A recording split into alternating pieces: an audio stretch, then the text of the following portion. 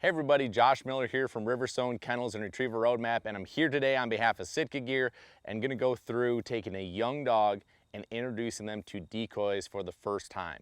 Now for any waterfowl dog, this is a big deal and this is something not to take for granted. To take a dog that has never seen decoys and think we can just take them on a hunt and they should just naturally ignore them is kind of a silly way to approach it. So what I like to do first is I like to get the decoys set up and then walk the dog out and walk him around the decoys. Let him see him, let him sniff him.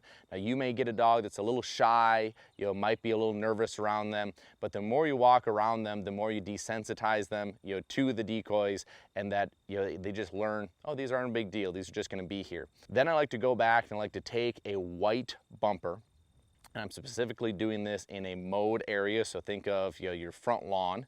And I take a white bumper because it is an object that the dog is very used to retrieving, and that white is gonna stand out and make it really easy for them to understand what it is that they're looking for as far as a target to go pick up. So I'm just trying to differentiate the best that I possibly can from the decoys to give them the confidence of going through those decoys to get that successful retrieve. Now the first thing that I like to do is I like to split the decoys a little bit, kind of give the dog a lane to run through them, making it really easy for the dog. I'm gonna throw the bumper past the decoys, let them run through that lane, have successful retrieves, and then gradually make this a little more difficult to where I'll throw them in the decoys, around the decoys. You'll be able to tell your dog is going to get to a point that you can see maybe the first couple times he may be looking at the decoys as he's going by, but then they're gonna get to the point that they're not even paying attention to him. And then okay, now I can make this a little more difficult and gradually increase the difficulty of where I'm putting that retrieve. Don't go too fast. We don't want your dog thinking there's a bunch of boogeymen out there that's gonna scare them as they go through for that retrieve.